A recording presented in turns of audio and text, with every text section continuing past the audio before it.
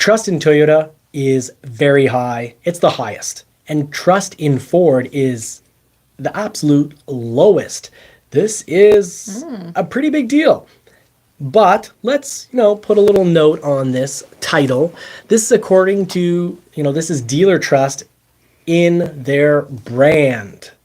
So right now you've got Toyota dealer trust at the highest, 72% trust level, you could say. So 70 overall, a 72% mark for dealers saying, anywhere from we really trust Toyota to we don't trust Toyota. It averages out to 72%. Lexus in second, third Subaru, fourth Honda, fifth Porsche. Now, least trusted brands based on percentage, Ford, 48%, I guess you could say, distrust. Nissan, 43%. Lincoln, 40%. Chrysler, Dodge, Jeep, and Ram, 39%. And Infiniti at 37%. So that's trust that dealers have in their brand.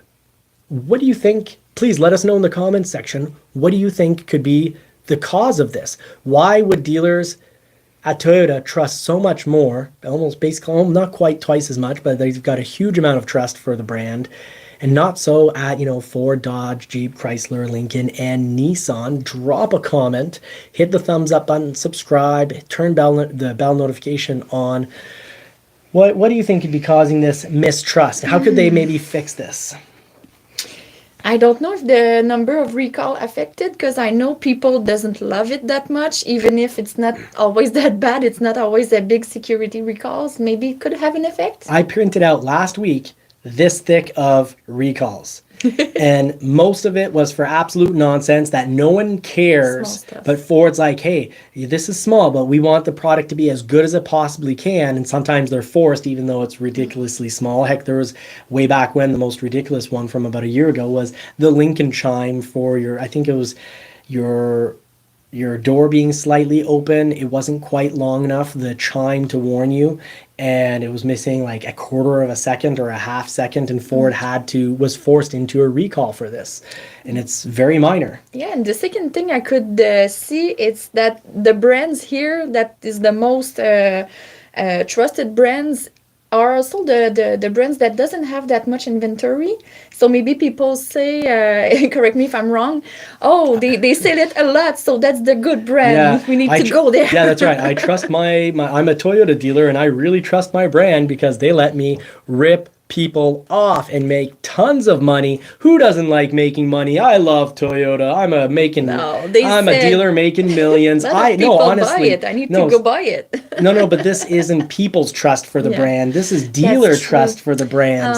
The dealers love making money. We all love making money. But yeah, I think that's a great point. Toyota dealers could be very satisfied because they're making a lot of money. I'd also say that brand, dealer satisfaction, you could say, a dealer trust with a brand could also be lower when the pricing isn't consistent. So Toyota, the pricing, you're not just making money selling Toyotas as a dealer, your pricing is consistent. Now I can tell you, I love the fact that the Escape just dropped down to 2.99. It was at 7.99%.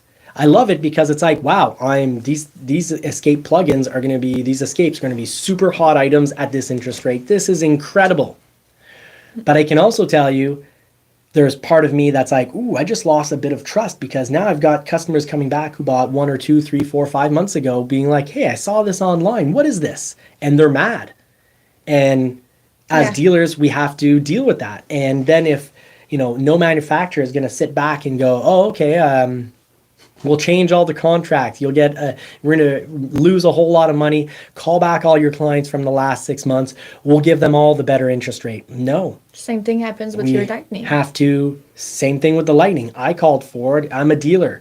I couldn't just magically make that $10,000 drop. I couldn't put that back in my pocket. I paid $10,000 more for the vehicle and it's gone. And that makes me lose a bit of trust because it's like, well, I've got unhappy customers. As an owner, I also, it's like, now my trade value's got in. But that's only because I'm a weirdo who, trades every 6 months. Like what percentage of the auto market? Like less than 1% of the auto market's trading every 6 months. So I'm not very important in this. The majority of how customers buy and whatnot, that's what's important, and why dealers would be less happy.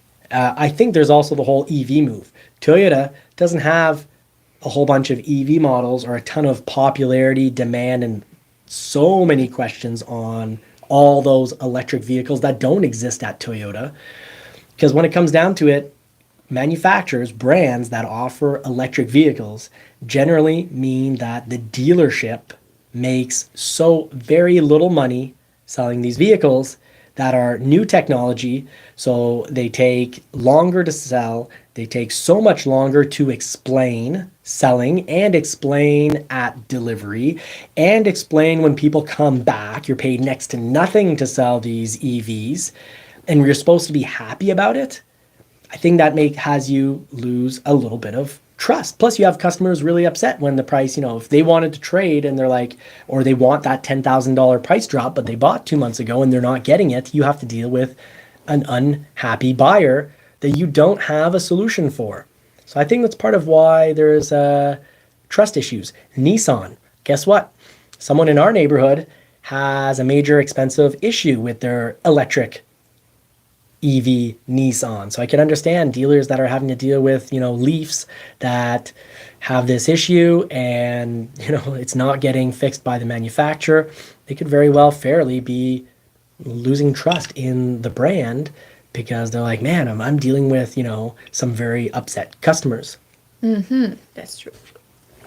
And maybe over at Chrysler, Dodge, Jeep, and Ram, the customers are upset. Earlier you mentioned too many recalls. Maybe those customers are upset because not enough recalls. Because like, hey, my Wrangler transmission is causing, or Gladiator transmissions causing all sorts of problems. Is there a recall for this? And if the answer they get is no, deal with it, not behaving very well. And if ever it breaks under warranty, you'll be covered. But if it breaks 2,000 or 1,000 kilometers over warranty, haha, that's your problem. Dealers want happy people. No one wants to deal with an angry bear in front of them. Who wakes up in the morning and says, I want to go fight a bear?